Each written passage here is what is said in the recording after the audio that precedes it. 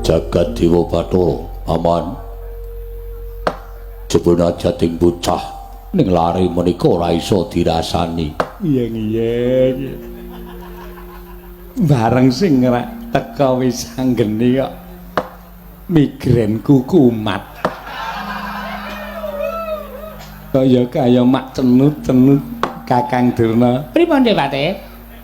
Niku ayah sampeyan sing sowan wis anggene sing pun minggah wonten ing Datulaya. Oh, gandhak Blegudu Swaru Kembar Semarante apalah.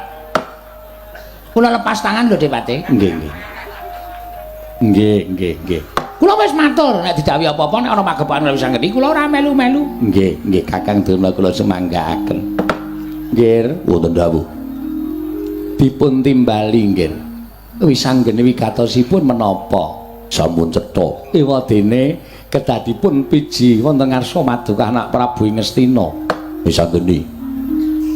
Bathara Saprapta munggir cah bagus. Pengestune Siwa Duryudana slamet tekaku wa. Aku ngatur kesembah bektiku kunjuk ngersaning Siwa Duryudana ya wa. Yo, ndak tampa. Pangestuku tampanana tak gegem dadekake jimat. Karo sapa nggonmu sowan ngarsaning wakmu ing Ngastina? Janjane mau mung kepengin ijen ning gandeng ana sing nguwatirake keslametku ya kuwi kakangku sing bagus dhewe Kakang Antasena. Mula tak keparengake ngetutake lakuku wa. Antasena, apa Pakde? Rarja sapraptamu. Slamet tekaku aku ngaturke bektiku katur ya Pakde. Yo tak tampa. Kakang Antasena, piye? Komplit men Ngastina wis ora usah kuwatir. Kowe mung kari omong nek kira-kira ana sing ora entuk lan kowe ora sediamu ora diminangkani dening wong Ngastina, wong-wong sing nang keprukane kabeh. Ngandel ora. Antasena? Piye, Mbah? Aku ora melu-melu lho Antasena. Pokoke sing nang kene tak anggap dadi mungsuhmu ni, ora usah kuwatir. Bisa ngene Bathara Sapraptamu. Siwa Mandura slamet tengaku bektiku katur ya wa. Yo, tak tampa Antasena. Bathara Sapraptamu. Pakde Bule, Gus. Aku ki ratu. Aku ki pakdemu. Aja tak sebut ciri geceke wakmu ning endi-endi papan. Pakde Baladewana apik. Oh iya aja duka. Ngaturke bektiku katur ya Pakde. Yo, tak tampa pangestune wong atuwa tampanana tak gegem dadekake jimat. Anggir wayah Mas wis anggene wilujeng. Slamet Mbah Patih. Bektiku katur ya Mbah. Inggih kula tampi. Wayah Mas Antasena wilujeng. Ya Mbah, kok pucet? Nggih. Rada masuk angin. Oh ya syukur ya diwaras-waraske Mbah. Nggih, wilujeng nggih. Slamet tekaku Mbah. Antasena cah bagus slamet. Pangestune Simbah Sukalima slamet Mbah. Aku mau ki liwat Sukalima. Masa? Apa tenan? Ning kok Sukalima kok sepi, gembokan. Oh iya pancen aku lunga. Aku sowane negara Ngastina terus ana cantrik sing sowan mula tak gembok. Lawang Sukalima. Heeh. Sepi ora ana wong? Ora. Ming Mbah Putri kok nang ngarepan. Mbah Putri sapa? Ayo Mbah Putri garwamu. Oh ya wis ora apa-apa. Ora nesu kowe. Ora, wis pancen tak uja. Mau ditumpaki cah cilik-cilik. Minggu dolanan ngalor ngidul bokonge dipecuti. Wis men ora apa-apa. Men bilur kabeh. Engko aku mung kari nambani, ngono ta? Lho, lah pancen tok sejat ta. Aku seneng nek nambani Mbah Putri ki aku seneng. Oh, cah gemblung ora. Sing jeneng wong tuwa kok dienggo sak kepenake dhewe. Arep kaya ngapa kae Mbah Putri Antasena? Heeh. Bisa ngendi? Ana dawuhmu apa wae? Ana wigati apa dene kowe sowan? Lho, kok dadak tambuh? Mestine Siwa wis nampa nawala saka aku. Ya, aku wis nampa. Wis disurasa. Isining nawala. Pancen wis tak surasa isining nawala. Yen to pancen wis mbok surasa isining nawala, mestine Siwa wis tanggap marang apa kang dadi karepe wisanggeni. Lah saiki ngene. Gandeng Siwa wis ngerti lan tanggap isining nawala, aku mengkari nyuwun dawuhing Siwa Duryudana. Piye? Monggo babakan negara Ngastina mbok maringake wutuh aku ya trima mbok paringake mung separo aku ya ora apa-apa waton aku iso misusungake kelawan wong tuaku Pandhawa sebab ngene ya apa aku karo Kakang Antasena ki wong sing ora iso basa wong sing ora iso tata krama monggo ngendikane wong tuwa wong yen duwe anak kuwi ora perlu munjung ingkung gajah saben dina marang wong tuwa nanging cukup tumindak ingkang becik pakarti ingkang prayoga sarta ngerti unggah-ungguh lan tata krama kuwi padha karo wis nyuwargake marang wong tuwa. Lah gandeng aku iki ora iso tata krama, aku iki ora iso unggah-ungguh. Mula aku pengen misusungake kamulyaning wong tuaku para Pandhawa sarana aku nyuwun negara Ngastina. Gajeke critane iki mbiyen tak dudu negaramu. Iki mbiyen negarane Kanjeng Eyang Prabu Pandhu Dewayana. Ning gandeng Kanjeng Eyang kuwi surut ana ing Kasedan Jati, monggo bak diparingke marang Kanjeng Eyang Dastarata.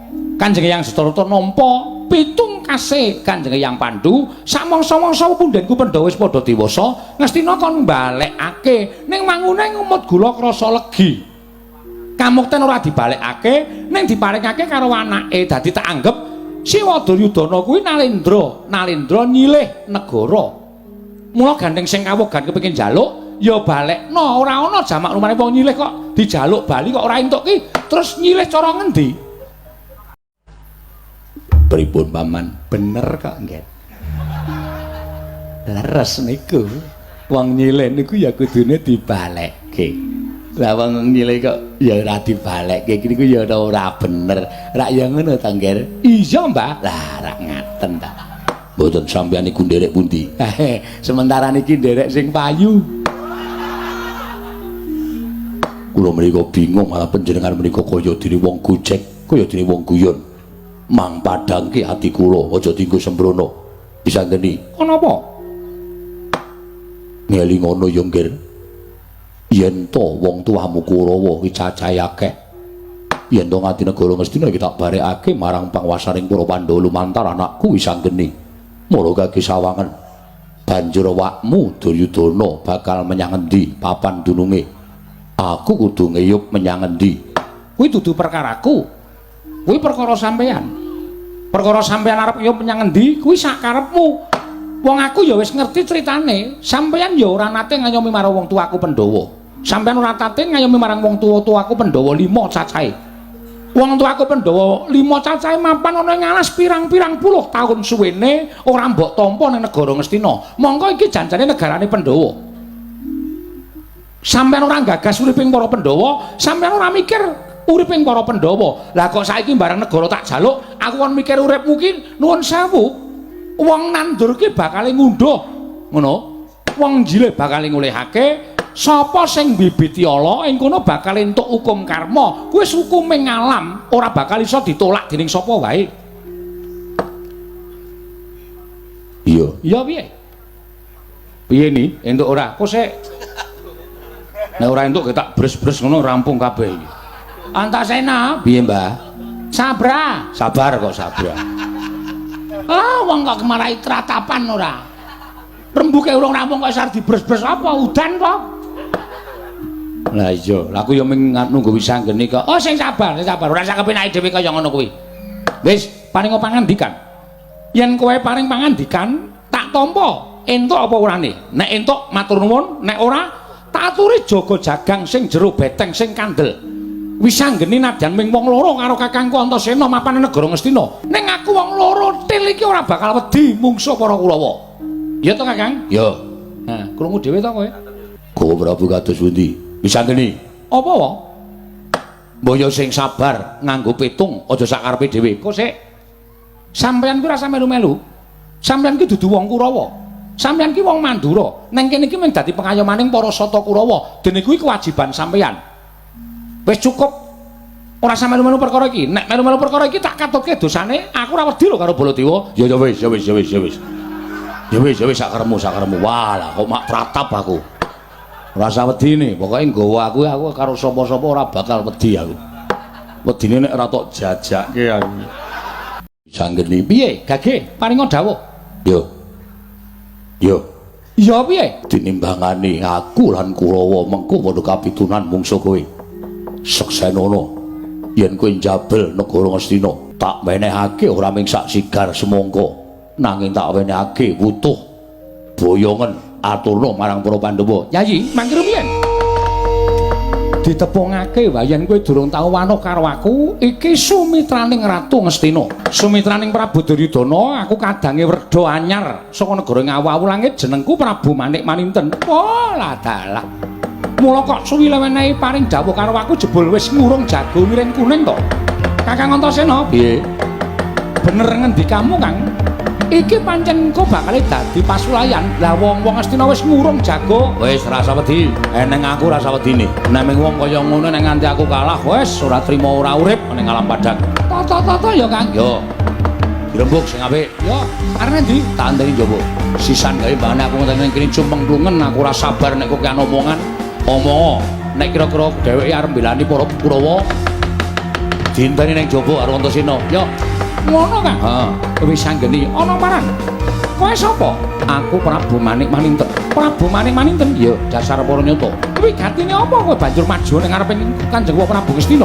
Niat lan sediaku mengkepengin meper mubal babaling pepinginanmu ngelingo yen to iki negara Ngastina iki sayekti pancen bener darbeke para Pandhawa nanging sing lenggah dampar ya kuwi Prabu Duryudana. Mula wektu dina iki ingkang rembug perkara negara aja wong liya. Kang rembug negara Ngastina kuwi sing menang mung Ngesti Kurawa lan Pandhawa. Sing menang rembug perkara negara kuwi mung Kurawa karo Pandhawa.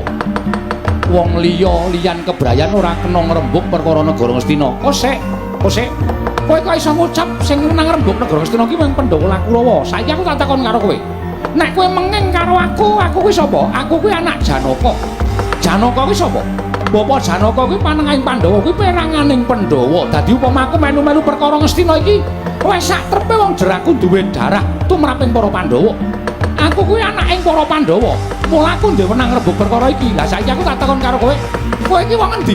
Kowe iki wong Kurawa ya dudu, wong Pandhawa ya dudu. Kowe iki wong delok. Kowe iki ra duwe sambung rapet apa-apa karo Kurawa. Lah kok melu-melu perkara iki. Saiki sing bener kowe apa aku? Modar.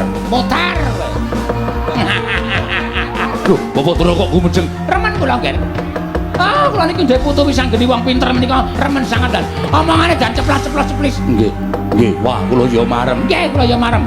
Tur dasare kuwi ya ora cocok nang wong liya li. Melu-melu perkara iki. Sami nggih, kula nggih mboten cocok nang wong liya melu-melu perkara niki. Niki perkarane Kurawa karo Pandhawa kok wong ngono-ngono kok melu-melu.